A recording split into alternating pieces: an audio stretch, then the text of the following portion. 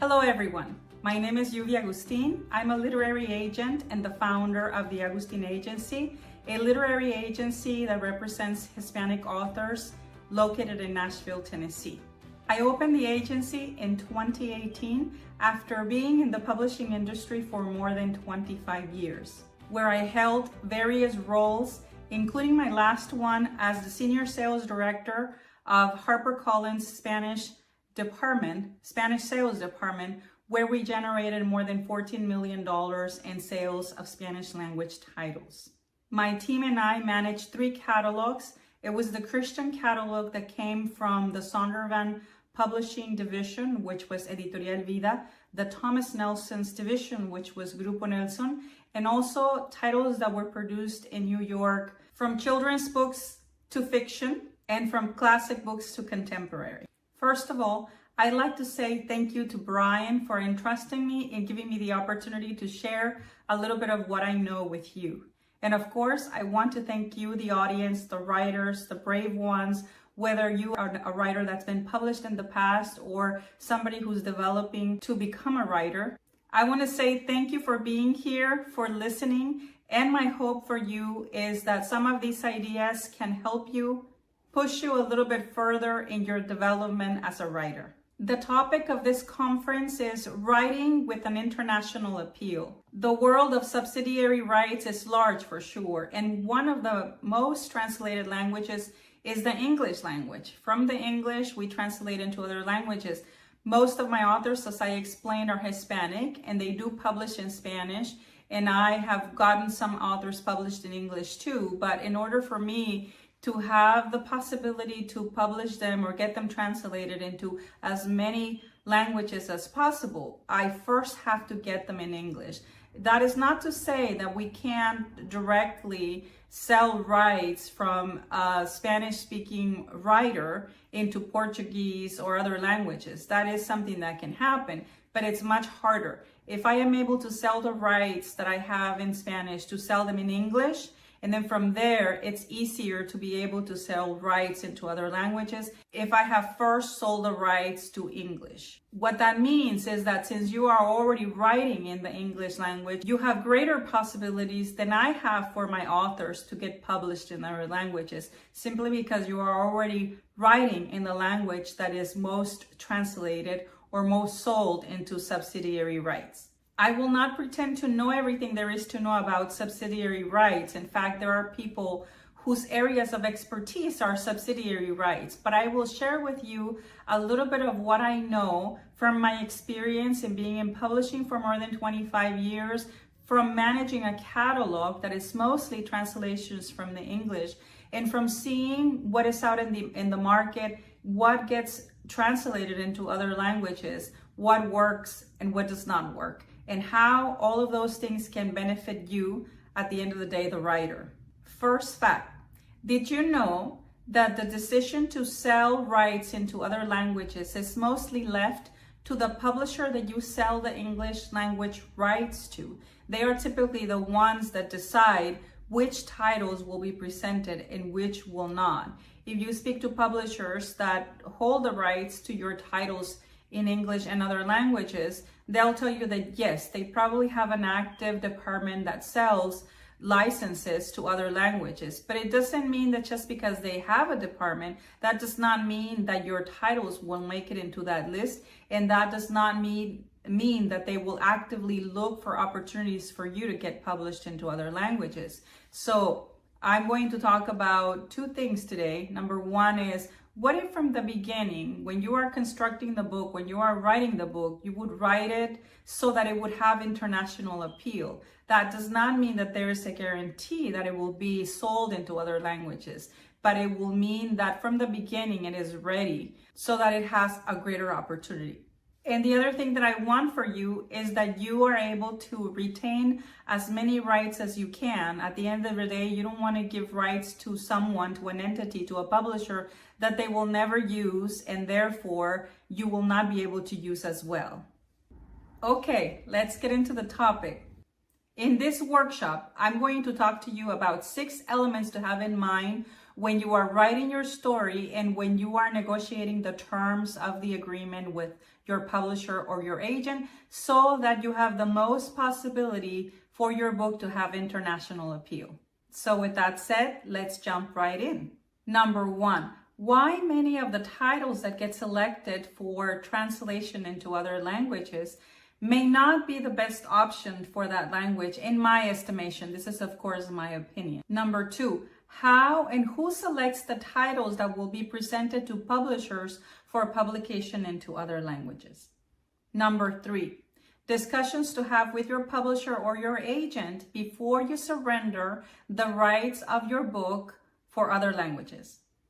Number four, elements to consider when writing your story to appeal to an international reader. Number five, how to avoid selling international rights to publishers that they will never use and you won't be able to use either. And finally, what marketing materials can you include in your marketing program if your book gets picked up in other languages? We're going to start with the first one. Why is it that, in my opinion, many of the titles that get chosen to be presented in other languages may not be the best option for that language? Well, you see, the way titles get selected is, first of all, when departments that handle licensing for a publisher in general are getting together lists, first of all, they see what's available, what's new. And one of the things that they will do is curate this list. And it doesn't necessarily mean that they're going to read these books, because remember, time is limited and who has time to read all those books? So the number one thing that they will do is that they will look at the bestsellers. They will look at which titles have been selling, whether it's an author that has sold well in English and in the primary language the book was written, or if it's a book that is picking up. And then they'll also look at genres that are popular at the beginning. Well, an author that sells well in English in the United States, let's say, or in North America, doesn't necessarily even sell well in other English-speaking countries like the UK or Australia. But sometimes we assume that just because they sell well in English in the United States, they will sell well in English in other countries, and that may not be the case. And in great number of cases, unfortunately, that is not the case in other languages either. The departments that handle subsidiary rights for publishers will know their catalog and will know the content of their product. And they will have a general understanding, obviously, of the business of subsidiary rights. And they have a great understanding of the business of subsidiary rights. But it doesn't mean that they know each local market. That's just not possible. So they will go with what they know about the American market. And they may miss a great story that could have potential international appeal, but just because it doesn't appear at the top of their bestsellers, it might be excluded. Number two, who selects those lists? Well, every company has a different way of working, but in general terms, of course, when people are putting together lists of titles to present for other languages, so they will first look at the new releases, and in principle, you would have everything in there, but not necessarily. At the end of the day, sometimes you have a very short period of time to talk to each of your clients and then to talk about each of the titles. So even though technically all the titles that are available for that cycle should make it into that list, while that is true, the people that put together these lists have to focus, and they will focus more on those titles that they know from authors that have previously sold well in the past, for example, or maybe a title that is picking up at that moment.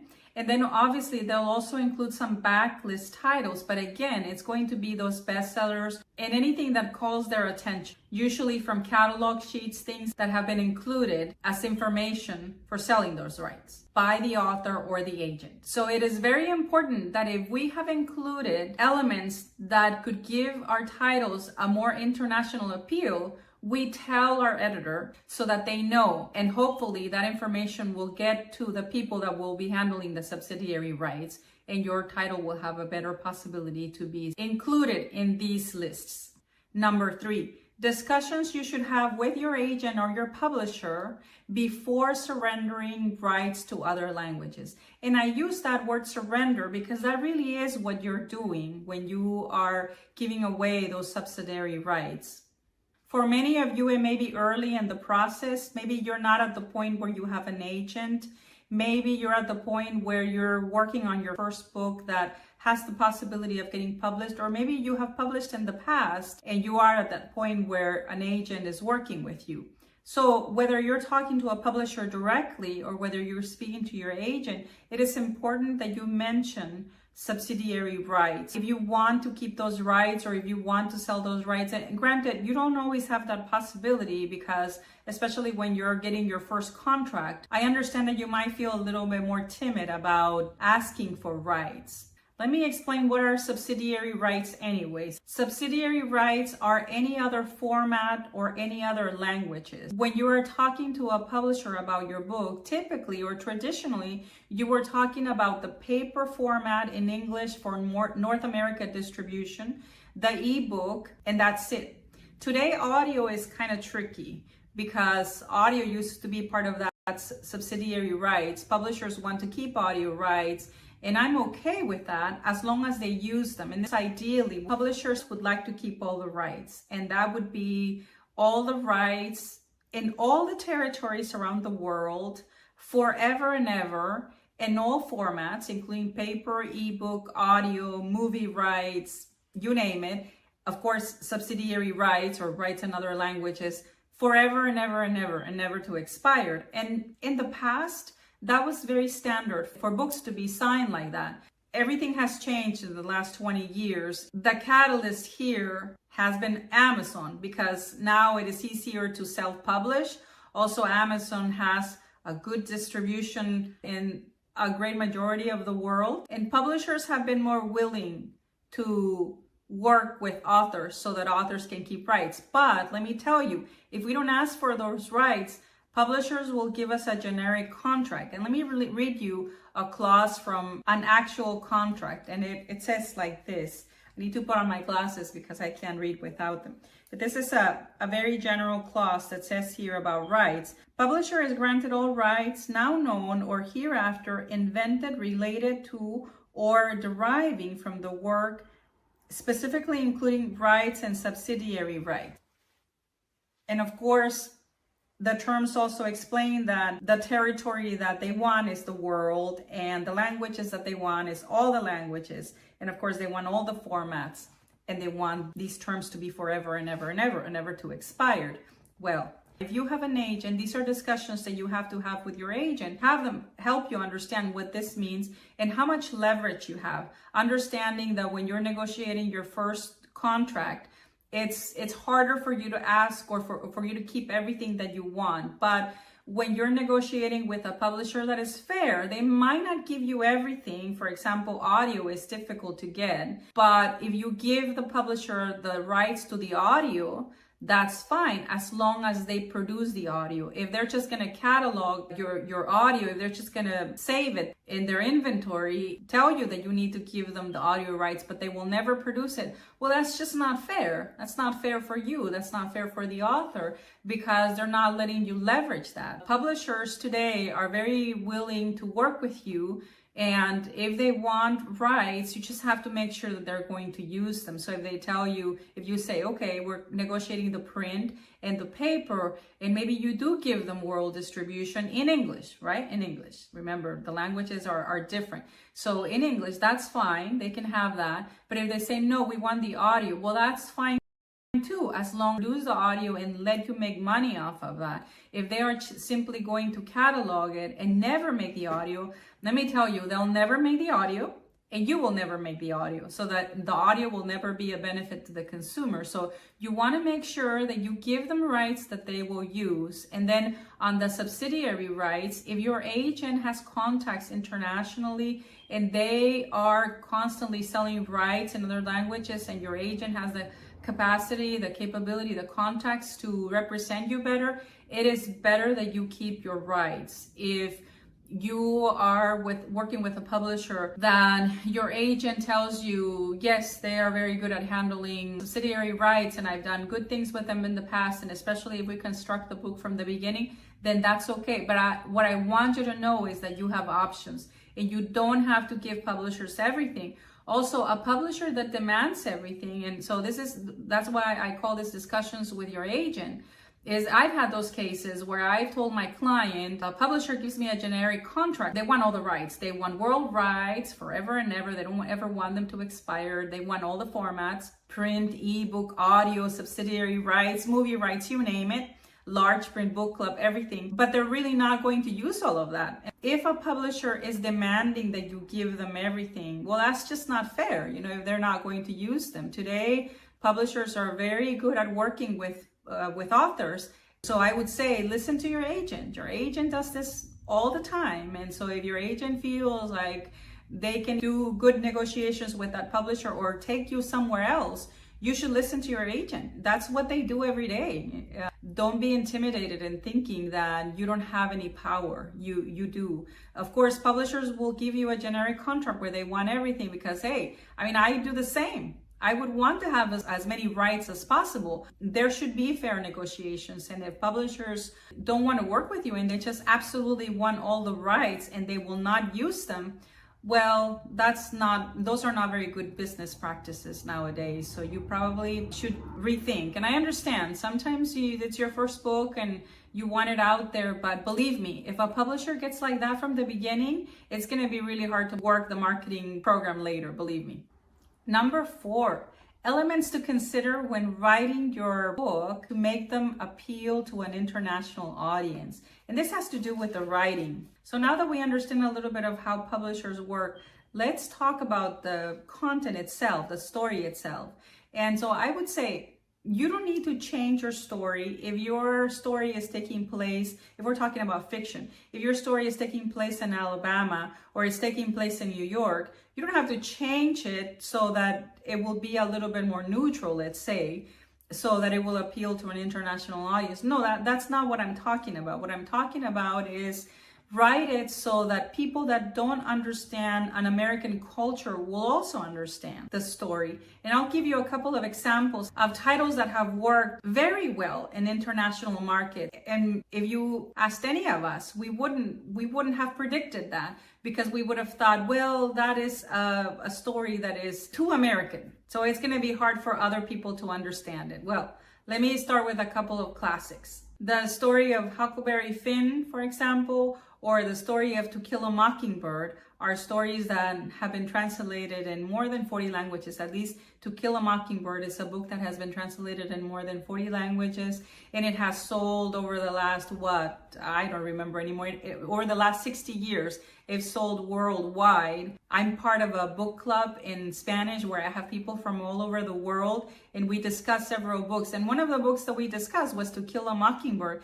And I was amazed on how these people from my book club knew the story so well, because they had read it when they were younger, or they had, or they actually read it a couple times, or they actually read it once in a while because it's so good.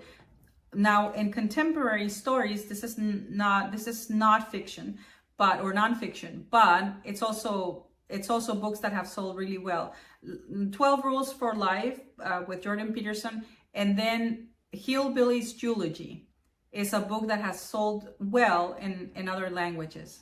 And I want to stop right there and use 2 of these books as examples of how you can make your books appeal to an international audience. Now, I don't know that from the beginning the authors wrote these stories with those intentions, but because I know that these stories have worked, I've observe some of the elements that they have, and hopefully you can incorporate these. And it doesn't mean that these are the only ones, and it doesn't mean that you have to incorporate everything. These are just observations from someone who manages titles in other languages, and from someone who's a reader in other languages. And many times I read translations, and I just think that it is wonderful that they are available.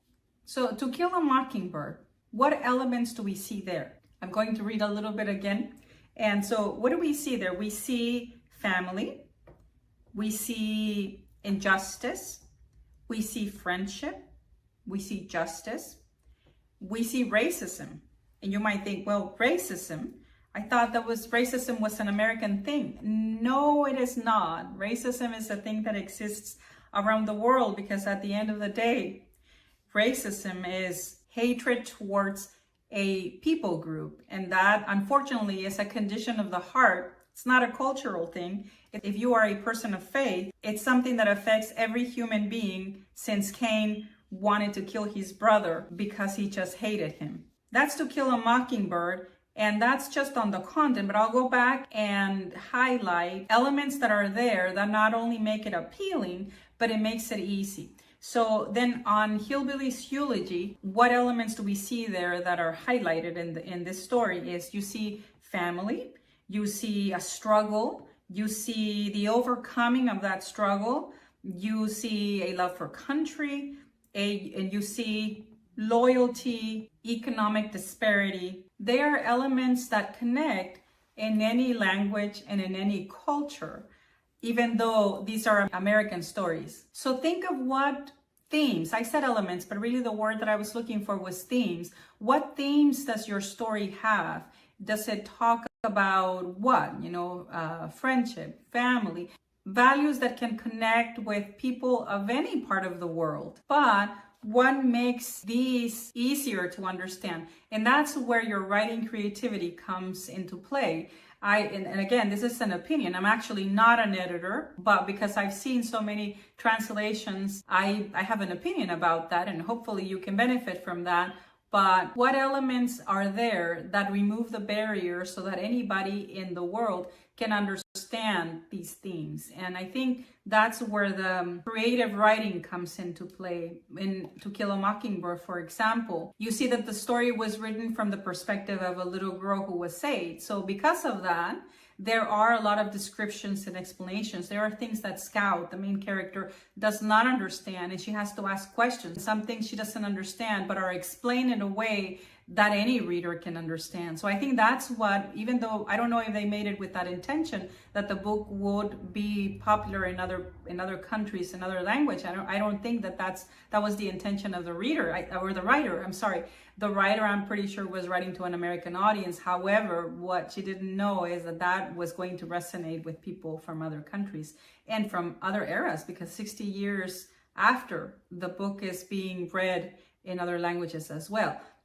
With the example of Hillbilly Eulogy, I think that because we see the main character when he's a little boy, we see a trajectory. And so we see how it starts and how it ends, and we understand very clearly. So I would say that when you're writing your story, think of those elements that you have in your story, that maybe values or themes or topics that could resonate with human beings in general. And then it just so happens that your story happened in America, let's say, but you can, if you see that it's something that may not be understood in other countries or whatever, try to explain it, but don't, by not ruining the book, obviously, but try to explain it in a way of being a little bit more descriptive in things that may be too cultural, that may need a little bit of explanation, like in the case of these two cases that I've explained. Now, from that point forward, there is no guarantee, but at least if from the beginning you're constructing the story so that it will have international appeal, and you are talking to your agent and your agent says, yes, I think that the publisher that we're going to be talking to, or the publishers that we will be talking to, they have a good an important or a good size department of subsidiary rights, we can highlight those points that we've incorporated these elements in the story so that it would have an international appeal. Or if you together decide that you're going to keep the rights or the subsidiary rights, and you will make an attempt to place them directly through your agent, well, then that's another option. But at least from the beginning, you're constructed it like that so that you don't have those obstacles of saying, well, maybe this might not work in other languages. Number 5, even though I've touched on this a little bit on previous points, but I want to be very clear. Number 5 is how to avoid selling rights that publishers will never use. And that is very simple. I would urge you, don't sell rights that they will never use. When you get a contract, and usually your agent should be discussing these things from the beginning. When you're in the discussions, then you're always talking about North American rights, and you're talking about print and ebook, let's say. And maybe they said, well, we want audio. Okay, yeah, we would be willing to give you the audio so long as you produce it within, I don't know, X amount of time. Otherwise, the rights go back to the author, so that, you know, a year has passed and no audio has been produced, so that you have the opportunity to sell these rights to another publisher. And even if you don't get to sell those rights, and let's say the book becomes very popular and your original publisher comes back to you and says, we want the rights to the audio, well, you can give them to that publisher at that point, however you can negotiate those. But it's better that they sit with you than they sit with them and they never get used. So I would say, I want you to understand this. Once you sign a contract, I've seen conversations where editors tell authors, for example, oh, don't worry about it. This is just very generic, very, very common. Just sign the contract. And then if we don't make them, if we don't produce if we don't sell subsidiary rights, or we don't produce the audio,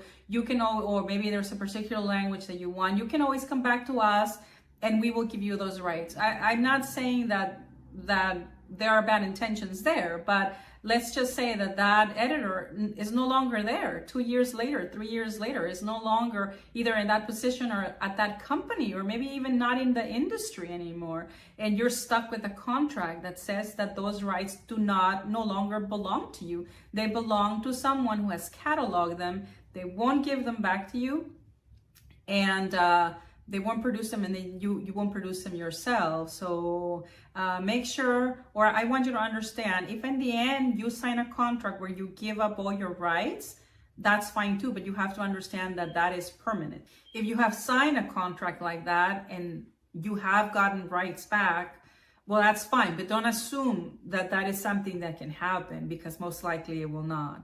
And so I just want you to be very sure of what you're signing from the beginning.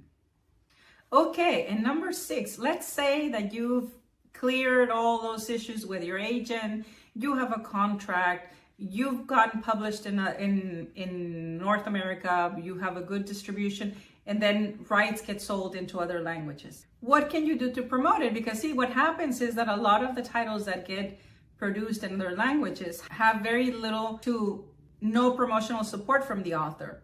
And I want to give you some advice on some things that you can do, that you can incorporate into your program to give those other languages the best possibility for success. Because if you do well with those books, if they get translated into another language and they do well, chances are that publisher will want to continue to translate books from you in the future. And if they work in one language, it's easier then to be published into other languages. And you never know, at the end of the day, all these other things that happen are extra money, are different ways that you can leverage your book. And ideally, for authors, and for many of you, it's early in the process. But ideally, you know, we work towards the ideal. It doesn't mean that we start there, but we work towards that. Ideally is you would like to sell one book in many formats. You would like to sell it to different places. That's how writers make their money, and that's how they sustain themselves. That's how they can build a career. If you sell the rights in English for North America for paper and ebook to a publisher, if you sell your audio rights to another publisher, or if you sell it to the original publisher that they do produce it, so that you can start making some royalties, and you sell the rights to another company for other languages, maybe it's for Spanish or for Portuguese or for languages in Eastern Europe, etc. And hopefully you can be able to sell other formats of the book as well. So that's the idea. Ideally is that you are able to sell your books, your same book, to different companies, so that you can get different sources of revenue from one work that you've done. That's the ideal. So what marketing materials can you provide? So these are marketing materials that you can use, but also materials that your publisher in those other different languages can use. Well, first look at things that you've done in the past. Maybe you have videos that are generic about the book that you can provide to your new partner, whether it's directly to that publisher or through the publisher that sold the subsidiary rights. But find out, and maybe there are things that you've already done in the past that you can provide to them, and they can translate by dubbing it or by writing captions. But that's very basic, and that's okay. But what would be nice is if you can record videos for them for that specific language. You can ask them, what is it that they want you to say? They can send you the script. And even though you read it in English, they know what they want you to say to that audience. It's nice when an author writes something for that audience. To me, if a publisher took the time to translate your book and to put a team together to launch your book into that language, the least an author can do is say something specifically for that audience. And your partner, your local partner, will be able to tell you what it is. Even though you're going to say it in English, that's okay. Don't be thinking that you have to learn all these other languages. No, you're going to say it in English, but it's specifically for that audience, and then they can dub it or put captions. So these are videos that they can show at their sales conferences, in their social media, etc., that are made for them. Many times authors don't provide anything when publishers tell them, oh, your book is going to be translated into Portuguese or Spanish or whatever. They say, oh, that's very nice, thank you, and that's pretty much the end of it. And so, but when I've seen authors that actually do something for that audience, it doesn't have to be a lot. You can dedicate one day for that one language, make these resources available to them. It goes a long way. You have no idea how much it goes a long way. Another thing that you can do is you can record short videos. You can record like a longer video about what your book is about, and then you can record short videos that they can use in different postings on social media.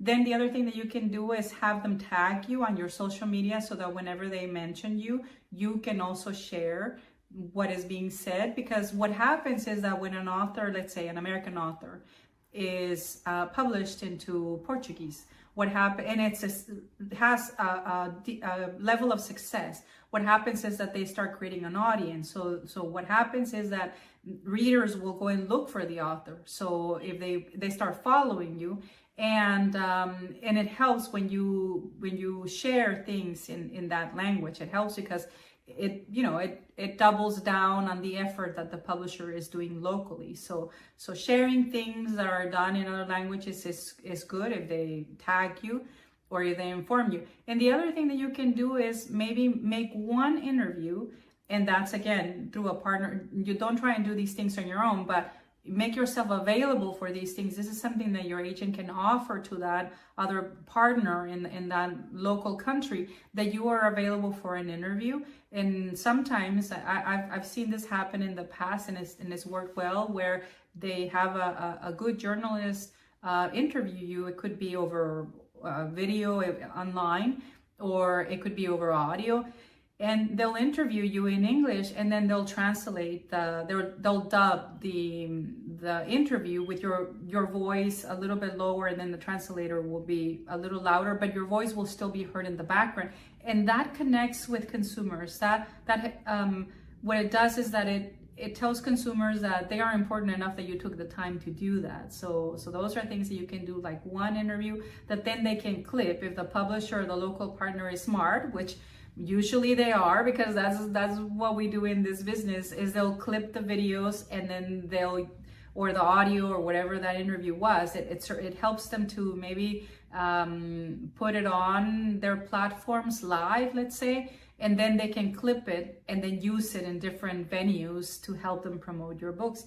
And then the other thing that you can do is make yourself available for interviews. If something big comes up for podcasts, maybe again with an interpreter, and it doesn't mean that you're going to be doing a full-time tour, but if there's a 5-minute interview here or a 7-minute interview there for something important for them, for a sales conference or for a big presentation, you have no idea how much those things are helpful. They go a long way, because one of the reasons is that very few authors really cater to those markets. So those are it. Not a lot of things, but very strategic things. I hope that these things have been helpful to you. If anybody wants to know a little bit more about my company, you can find me at theagustinagency.com. And then on social media under my name, under the Agustin Agency, or under Lluvia Agustin. And it's been a pleasure for me to be able to serve you with some ideas and some things that I've learned along the way. I wish you the very best, and thank you so much for putting your ideas in writing and for writing those stories that have inspired us and have encouraged us throughout our lives. It certainly has in my life. Thank you so much to Brian for inviting me, and thank you so much for listening. Hopefully, I get to spend a little bit more time with you in the near future.